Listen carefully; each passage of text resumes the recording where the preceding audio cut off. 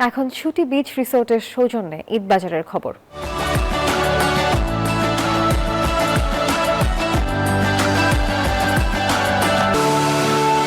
রাজধানীতে এখনো পুরোপুরি জমে ওঠেনি ঈদ কেনাকাটা। ক্রেতা সমাগম কম থাকায় ক্রেতারা বেশ হতাশ। এই বিষয়ে আরো জানাতে আমাদের সাথে সরাসরি যুক্ত হবেন সহকর্মী সামিয়া মাহতাব রোজা।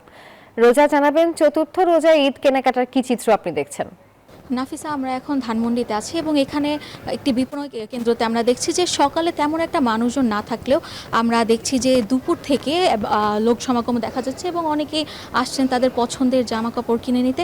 এবং যদিও এখন কেনাকাটা খুব একটা শুরু না হলেও দেখা যাচ্ছে যে তারা দেখতে আসছেন। অনেকেই বলছে যে আমরা আসলে এখন দেখতে আসছি এবং অনেকেই বলছে তারা পরিবারের জন্য, আত্মীয় স্বজনের জন্য জামা কাপড় নিতে আসছে, তাদের জন্য এখনও কিনছেন না।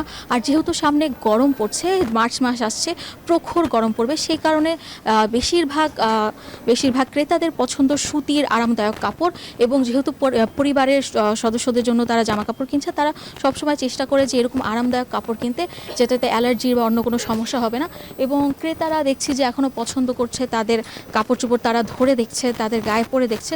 তবে এখনও কেনাকাটা সবাই ঠিকমতোভাবে শুরু না করলেও মানুষজন আসছেন এবং আমরা অনেক ক্রেতাদের দেখছি তারা এখন এসে কেনাকাটা করছেন। এবং তার পাশাপাশি আরও একটা জিনিস বলতে চাই যে এই সময়টাতে দুপুরের সময় মানুষ কম থাকলেও এই সন্ধ্যার পরে, বিশেষ করে ইফতারের পরে জমজমাট হয়ে যায় এখনকার ঈদের বাজার।